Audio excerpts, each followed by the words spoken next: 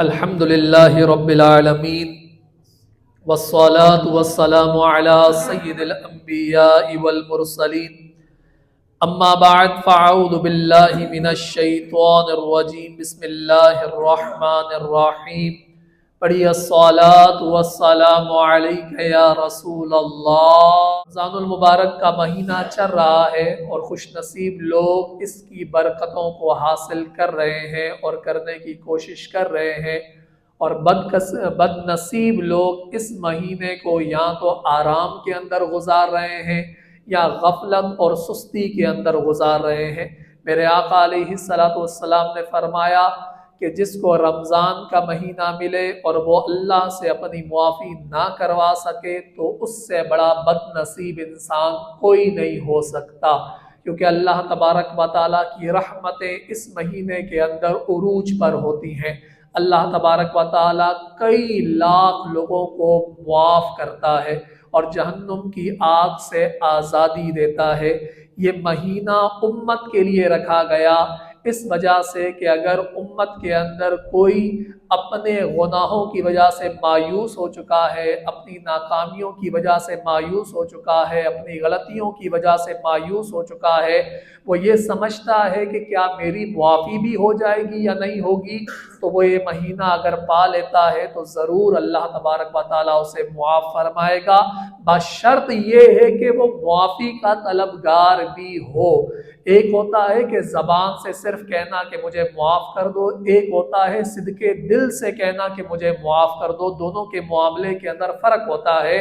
اور جو انسان صدقے دل سے ندامت کا ایک آنسو بھی بہا دیتا ہے تو اللہ تعالیٰ اسے معاف فرما دیتا ہے، اور کوئی اگر صبح سے لے کر شام تک بھی کہتا رہے کہ مولا معاف کر دے، مولا معاف کر دے، رات بھی پوری گزار دے اور دل کے اندر صدقے دل نہ ہو، ندامت نہ ہو، شرمندگی نہ ہو، پچھتاوا نہ ہو، تو اس کا یہ معافی مانگنا ہی بیکار جاتا ہے۔ اور آپ کو میں آپ کے آنسو کی قدر بتاؤں کہ آپ کے آنسو کی کیا قدر ہے اور کیا قیمت ہے۔ میرے آقا علیہ الصلوۃ والسلام نے معراج کی رات جہنم کو دیکھا کہ جہنم کی آگ بھڑک رہی تھی، تو حضور غمگین ہوئے کہ اتنی جہنم کی آگ بھڑک رہی ہے تو اس کے اندر میری امت کے بعض لوگوں کو جب ڈالا جائے گا تو وہ اس کی آگ کو کیسے برداشت کریں گے۔ ابھی حضور غمگین تھے کہ اتنے میں حضرت جبرائیل علیہ الصلوۃ والسلام ایک پیالہ لے کر آئے، اس کے اندر تھوڑا سا پانی تھا، تو حضرت جبرائیل نے اپنی انگلیوں کو ڈبویا اور چھینٹیں جو ہے جہنم کی آگ پر ڈال دی، تو وہ جہنم کی آگ جو ہے مدھم ہو گئی، ٹھنڈی ہو گئی، تھم گئی، اس کے شعلے جو بھڑک رہے تھے وہ ختم ہو گئے۔ تو میرے آقا علیہ الصلوۃ والسلام نے پوچھا جبرائیل یہ کون سا پانی ہے؟ کہا کہ یہ آپ کی امت کے آنسو ہیں جنہوں نے رب کی راہ میں بہائے تھے، رب کی خوف کی راہ میں بہائے تھے، جو اپنی ندامت کے لیے رب کی راہ میں ان کے آنسو بہے تھے۔ تو آپ سوچے امت کا آنسو جو ہے، آپ کا آنسو جو ہے وہ بھڑکتی ہوئی جہنم کی آگ کو ٹھنڈا کر سکتا ہے، تو کیا وہ آنسو آپ کو جہنم کی آگ سے بچا نہیں سکتا ہے؟ حالانکہ کتنے لوگ ہیں اور کتنوں کے آنسو ہوں گے، ساروں کے تو آنسو نہیں ہوں گے نا، لیکن اگر کسی کا آنسو پڑا تو اس نے جہنم کی آگ کو ٹھنڈا کر دیا، تو کیا آپ کے گناہوں کو وہ آنسو نہیں مٹا سکتا؟ بالکل مٹا سکتا ہے۔ میں نے یہاں تک ایک روایت کے اندر پڑھا کہ ابھی انسان اپنی ندامت کے اندر خالی اپنے آنسوؤں کو نم کرتا ہے، ابھی آنسو بہا نہیں ہے، صرف اس کا آنکھوں کے اندر جو آنسو ہے وہ نم ہوتا ہے، آنکھیں نم ہوتی ہیں، اللہ اس قطرے کو زمین پہ گرنے سے پہلے بندے کے گناہوں کو معاف فرما دیتا ہے۔ تو یہ تو عام دنوں کی بھی بات ہے نا، کہ عام دنوں کے اندر بھی اگر آپ اپنے آنسو بہائیں تو یہ فضیلت حاصل ہو جاتی ہے، تو کوئی رمضان کے اندر اپنے رب کو یاد کر کے یہ آنسو بہاتا ہے تو اس کی شان کا عالم کیا ہوگا، اس کے مرتبے کا عالم کیا ہوگا۔ تو ابھی بھی وقت ہے کہ رمضان المبارک گنتی کے دنوں کا رہ گیا ہے، آج 9واں روزہ ہے، کل 10واں روزہ ہوگا، رحمت کا عشرہ ختم ہو جائے گا، اس کے بعد مغفرت کا عشرہ اسٹارٹ ہو جائے گا، پھر 10 دن کے بعد مغفرت کا عشرہ بھی ختم ہو جائے گا، اور پھر اس کے بعد جہنم کا عشرہ اسٹارٹ ہوا، جہنم سے آزادی کا अशरा स्टार्ट हो जाएगा तो अभी भी वक्त है कि अपनी सुस्ती को छोड़ दो, अपनी काहिली को छोड़ दो, अपने आराम को छोड़ दो। आपने 11 महीने बहुत आराम किया है, लेकिन इस महीने के अंदर अपने गुनाहों को माफ करवा लो। इस महीने के अंदर अपनी बातों को अपने ही रब से मनवा लो, क्योंकि मैंने पिछली बार भी कहा था ना कि इस महीने के अंदर जब वक्त अफ्तार आता है तो अल्लाह तबारक व तआला बंदे से कहता है कि मेरे बंदे मांग मुझसे, जो मांगता है तेरा रब तुझे अता करने वाला है, तेरा रब तेरी झोलियां भरने वाला है, तेरा रब अफ्तार के वक्त जब तू खाता है तो तुझसे कोई हिसाब किताब नहीं लेगा। क्यों? क्योंकि तूने मेरे लिए रोजा रखा था, अब अफ्तार भी तू मेरे लिए ही कर रहा है। सहरी के अंदर इंसान जो भी खाता है उसका कोई हिसाब किताब नहीं दिया जाएगा। क्यों नहीं दिया जाएगा? क्योंकि सहरी भी किसके लिए की जा रही है? रब्बे कायनात की रिजा के लिए की जा रही है। आप कायनात के अंदर कोई भी चीज खाते हैं तो कयामत के दिन उसका हिसाब देना होगा। अगर नहीं देना होगा तो अगर आपके साथ कोई दोस्त शामिल हो जाता है उस खाने के अंदर, कोई मेहमान शामिल हो जाता है उस खाने के अंदर, तो उस खाने का हिसाब आपको नहीं देना पड़ेगा। और उसके अलावा रमजान के महीने में जो आप सहरी करते हैं और अफ्तारी में जितना भी खाते हैं उसका हिसाब आपको रब की बारगाह में नहीं देना होगा। आप जितना चाहे खाएं, क्योंकि आपने रोजा अल्लाह के लिए रखा है, तो अल्लाह ने आपके खाने का भी हिसाब किताब खत्म कर दिया है। और जब अल्लाह खाने का हिसाब किताब खत्म कर देता है तो इंसान जब गुनाहों की माफी मांगता है तो अल्लाह ताला फिर गुनाहों को भी खत्म कर देता है। मेरा ये मौजू तो नहीं था, मेरा मौजू यही है कि आज 9 रमजानुल मुबारक है और मौजू मेरा हज़रत खदीजतुल कुबरा रदियल्लाहु ताला अन्हा के बारे में है। ये हुजूर की ज़ौजा हैं और ज़िम्नन कुछ बातें मैंने पहले अर्ज की ताकि अगर कोई सुस्ती और काहिली जिसके ऊपर आ रही है तो वो ये सोच ले कि गिनती के दिन रह गए हैं कि उन दिनों को ज़ाया ना करे। 10 रमजानुल मुबारक को रिवायात के मुताबिक आपका विसाल हुआ। ये हुजूर की पहली ज़ौजा है कि जिनसे आका अलैहिस्सलातु वस्सलाम ने पहला निकाह किया और आपकी उम्र उस वक्त 40 साल थी और आका अलैहिस्सलातु वस्सलाम की उम्र 25 साल थी। और हुजूर को तमाम अज़वाज में हज़रत खदीजतुल कुबरा रदियल्लाहु ताला अन्हा की खिदमात आखिरी दम तक याद रही और आप लोगों के बीच में जिक्र किया करते थे और आपकी तारीफें बयान किया करते थे। यहाँ तक कि अम्मी आयशा सिद्दीक़ा रदियल्लाहु ताला अन्हा कहती हैं कि मुझे रश्क आता था कि हुजूर अपनी पहली ज़ौजा से इतनी मोहब्बत करते हैं। तो मैंने हुजूर से पूछा, क्या हुजूर हज़रत खदीजतुल कुबरा का मकाम कोई भी नहीं ले सकता? तो हुजूर ने कहा कि आयशा वो खातून थी, वो मेरी वो बीवी थी कि जब सारों ने मुझे छोड़ दिया था तो वो तन्हा मेरे साथ खड़ी हुई थी। जब मुझे माल की ज़रूरत थी तो उसने मुझे माल अता किया, जब मुझे सहारे की ज़रूरत थी तो उसने मुझे सहारा अता किया, जब मैं परेशान हो जाता था तो मैं उसके चेहरे को देखता था तो अल्लाह मेरी परेशानी को ख़त्म कर देता था, और जब मैं गमगीन होता था तो उसके चेहरे को देखता था तो अल्लाह मेरा गम ख़त्म कर देता था। यहाँ तक हुजूर ने फरमाया कि मेरी पहली ज़ौजा जैसी कोई भी ज़ौजा नहीं है। हुजूर इस कदर उनसे मोहब्बत करते और हर साल जब उनका विसाल का दिन आता तो हुजूर एक बकरी ज़िबा करते और बकरी ज़िबा करने के बाद उस बकरी का गोश्त आपकी सहेलियों के अंदर तकसीम फरमाते। और हुजूर ने ये सहेलियों के अंदर तकसीम क्यों फरमाया?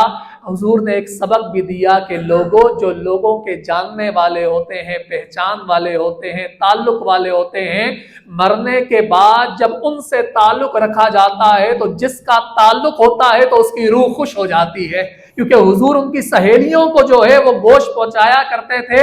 वजह यही थी कि हज़रत खदीजतुल कुबरा की रूह खुश हो जाए, सकून में आ जाए। और मैं यहाँ पर कहूँगा उनसे ज़्यादा सकून के अंदर कौन होगा कि जो क़यामत तक हुजूर की ज़ौजा हैं। आपकी जो है पहली शादी हुई, फिर दूसरी शादी हुई और दूसरी शादी के बाद आप पहली शादी के बाद भी आप बेवा हो गई, फिर दूसरी शादी के बाद भी आप बेवा हो गई, फिर तीसरी शादी आका अलैहिस्सलातु वस्सलाम के साथ हुई। और रिवायात के अंदर बाज عیسائی روایات کے اندر غلط چیزوں کو پھیلایا گیا ہے کہ حضور نے مال کی وجہ سے حضرت خدیجۃ الکبریٰ سے نکاح کیا، اور بعض بنی اسرائیل کی بعض روایتیں ایسی ہیں جن میں کہا گیا کہ حضور نے صرف، آپ ملکہ تھی، عرب ملکہ کہلاتی تھی، تو اس وجہ سے آپ نے نکاح کیا۔ حالانکہ یہ ساری روایات جھوٹ پر مبنی ہیں۔ حضور نے نکاح کا پیغام بھیجا ہی نہیں تھا، بلکہ حضرت خدیجۃ الکبریٰ رضی اللہ تعالیٰ عنہ نے اپنے نکاح کا پیغام خود رسول اللہ صلی اللہ تعالیٰ علیہ وسلم تک پہنچایا تھا۔ حالانکہ آپ کے بیوہ ہونے کے بعد قریش مکہ نے بہت زور لگایا کہ وہ حضرت خدیجۃ الکبریٰ سے نکاح کر لے، اور وجہ کیا تھی؟ ان کے نکاح کرنے کی وجہ یہ تھی کہ یہ عرب کی ملکہ کہلاتی ہیں، مال کے اعتبار سے کوئی بھی ان کے برابر نہیں، تجارت کے اعتبار سے کوئی بھی ان کے برابر نہیں، اور زمانہ جہالیت آپ جو ہے طاہرہ بھی کہلاتی تھی، انتہائی پاک دامن بھی کہلاتی تھی، کہ ہر کوئی آپ کی گواہی دیتا تھا کہ سیرت میں، صورت میں، کردار میں جو ہے حضرت خدیجۃ الکبریٰ کے برابر کوئی بھی نہیں ہے۔ اور نکاح کا معاملہ ایسے پیش آیا کہ حضرت خدیجۃ الکبریٰ بہت بڑی تاجر تھی، اور آپ اپنا مال دیگر ملک شام اور دیگر ملک یمن کے اندر بھیجا کرتی تھی تجارت کے لیے، اور مکہ کے اندر بھی آپ کا مال ہوتا تھا۔ لیکن جو مکہ کے بدماش تھے، جو مکہ کے ڈاکو تھے، اور جو مکہ کے سردار تھے، وہ کیا کرتے تھے؟ ایک عورت کا مال سمجھ کر اس پر قبضہ کر لیتے تھے، اور اگر حضرت خدیجۃ الکبریٰ کسی کو مال دیتی تو وہ مال کے اندر ڈنڈی مار دیتے تھے، یعنی نفع کم دیتے تھے، جھوٹ بولتے تھے، جھوٹ کا سہارا لیتے تھے۔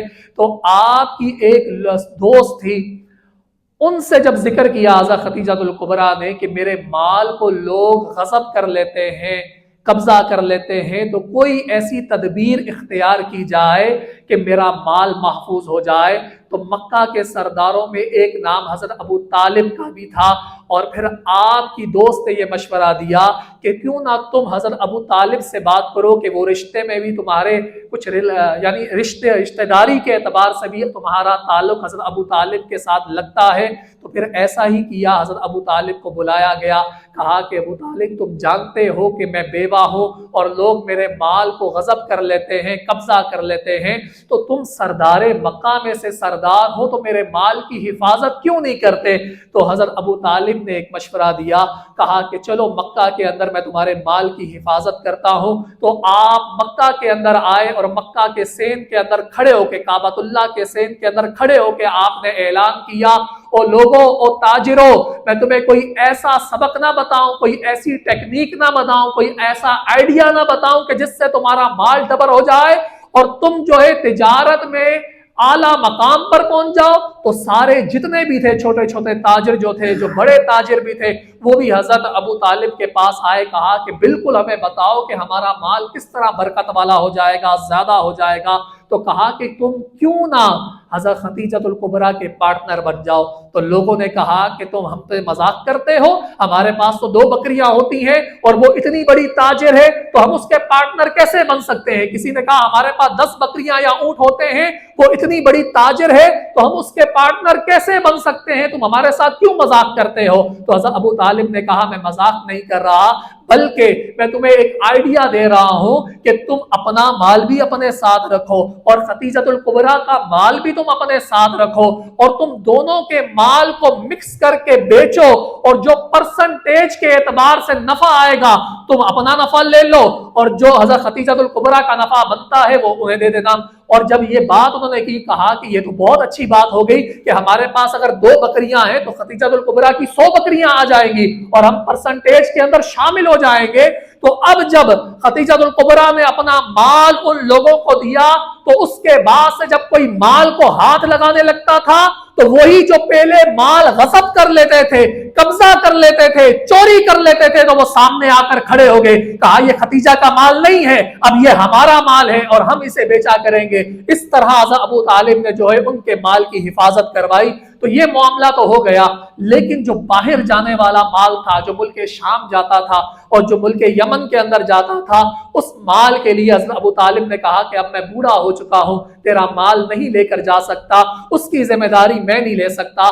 تو پھر حضرت خدیجۃ الکبریٰ نے کہا کہ میں نے سنا ہے کہ آپ کے گھر میں کوئی محمد ہے، मैंने सुना है आपके घर में कोई मोहम्मद है जो बड़ा सादिक व अमीन है, जो झूठ कभी नहीं बोलता है, तो मैं चाहती हूं कि मेरा माल वो लेकर जाए और वो तिजारत करे। तो हजरत अबू तालिब ने कहा कि वो किसी के यहां मजदूरी करना पसंद नहीं करता, किसी के यहां नौकरी करना वो पसंद नहीं करता, लेकिन उसकी एक खूबी है, उसकी एक बाज रिवायतों के अंदर आया कमजोरी है।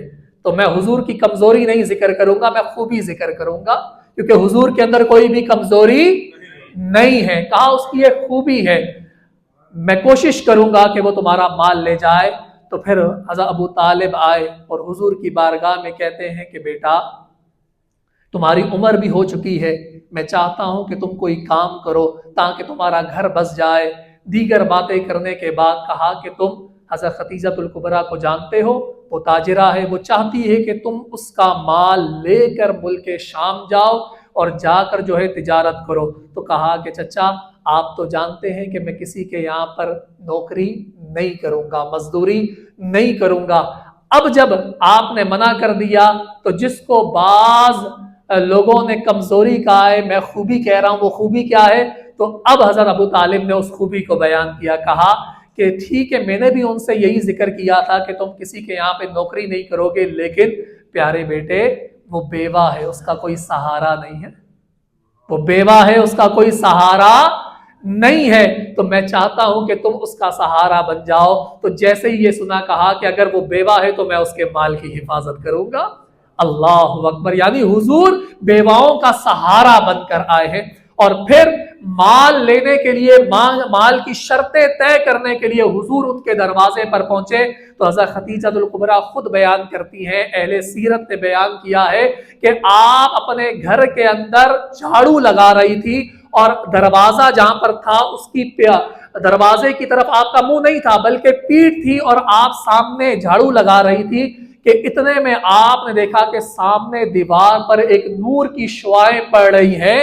तो कहती हैं कि मैंने ये गुमान किया कि आज मक्का के अंदर कौन सा सूरज निकला है कि जो मेरे घर से तुलू हो रहा है, जिसके नूर की रोशनी मेरे दरवाजे से अंदर दाखिल हो रही है। हालांकि मेरा घर तो इस सिमत के अंदर है कि सूरज निकलता है तो रोशनी नहीं आती और गुरूब होता है तब भी रोशनी नहीं आती, लेकिन आज कौन सा सूरज निकला है? तो हज़रत खदीजा कहती है जैसे ही मैंने मुड़ के पीछे देखा तो मैं देखती रह गई और मेरी जबान से ये निकला, मौला क्या कायनात में कोई इतना भी खूबसूरत हो सकता है?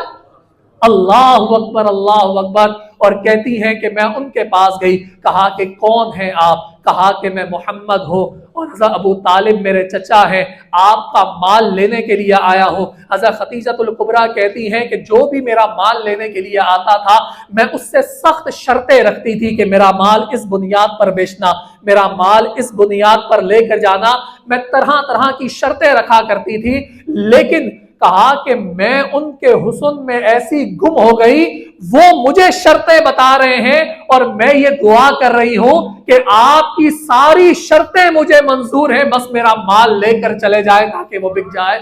अल्लाह अकबर, अल्लाह अकबर। और फिर आका अलैहिस्सलाम ने उनका माल लिया और माल लेने के बाद तिजारत के लिए निकले। तो आपका एक गुलाम था मैसरा जिसका नाम है, तो हज़रत खतीजतुल कुबरा ने कहा कि तू मोहम्मद रसूलुल्लाह सल्लल्लाहु ताला अलैहि वसल्लम के पास साथ जाएगा ताकि वो तिजारत करे। तो मैसरा ने कहा कि मेरी मालिका तू बेफिक्र हो जा, मैं तेरे माल की हिफाजत करूंगा। तो कुर्बान जाए, हज़रत खतीजतुल कुबरा कहती हैं इस बार माल की हिफाजत नहीं करनी, इस बार माल जिसके सुपुर्द किया है उसकी हिफाजत करनी है। अल्लाह अकबर, अल्लाह अकबर। कहा कि इन पर नजर रखनी है, ये खाते कैसे हैं, ये चलते कैसे हैं, ये पीते कैसे हैं, इनका किरदार कैसा है, इनकी गुफ्तार कैसी है। और फिर 3 महीने के बाद जब आप माल सेल करने के बाद, बेचने के बाद दोबारा मक्का की तरफ रवाना हुए तो आपका जो गुलाम है जिसका नाम मैसरा है और वो दौड़ाता हुआ घोड़ा जल्दी हज़रत खतीजतुल कुबरा के पास पहुंचा।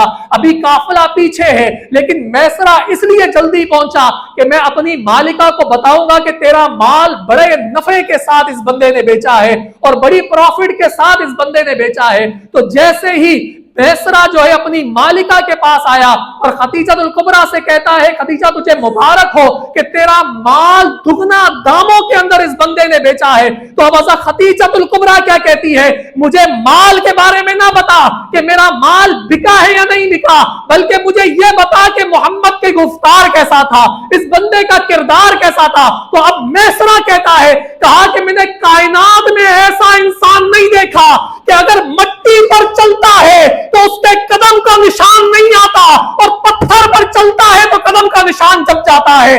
कहा कि मैंने कायनात में ऐसा इंसान नहीं देखा कि हमारे जिस्म के ऊपर मक्खियां बैठती है, मैंने आज तक मोहम्मद मुस्तफा के जिस्म पर मक्खी बैठी भी नहीं देखी। कहा कि हमारे जिस्म से पसीने की बदबू आती है, लेकिन जब मोहम्मद को पसीना आता है और मुश्क और अंबर की खुशबुएं फैल जाती हैं, कहा कि जब हम दरख्त का साया लेने के लिए दरख्त के नीचे जाते हैं तो हम सब दरख्त का साया लेते हैं, लेकिन जब मोहम्मद रसूलुल्लाह उसी दरख्त के पास आते हैं तो दरख्त उनके ऊपर साया करने के लिए हमें नजर आता है। कहा कि कायनात में ऐसा इंसान मैंने नहीं देखा है।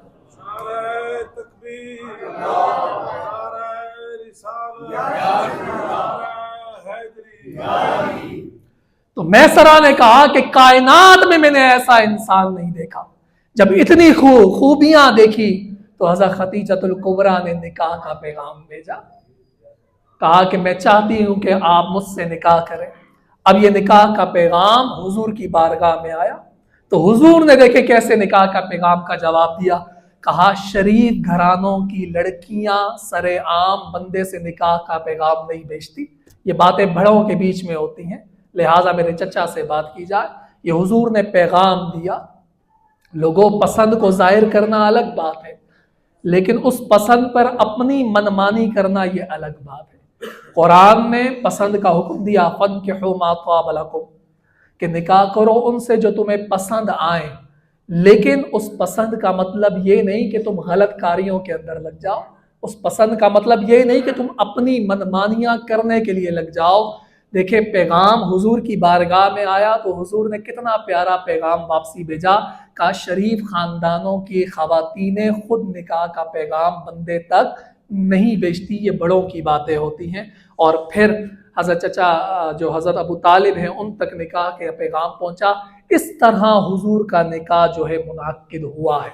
और इससे पहले हज़रत खदीजतुल कुबरा ने ख्वाब भी देखा था। कहा कि वो ख्वाब ये था कि एक मर्तबा आपने ख्वाब के अंदर देखा कि कोई नूर आपके घर में दाखिल हुआ है, उस नूर की वजह से पूरे मक्का के जो घर थे वो रोशन हो गए हैं। तो आपके एक चचा के बेटे थे वर्का बिन नौफल, जब उनसे ये ख्वाब को बयान किया तो उन्होंने कहा, तुझे मुबारक हो, तू आखिरी नबी की ज़ौजा बनेगी। तो ये ख्वाब के अंदर बिशारत भी मिल गई थी इनको।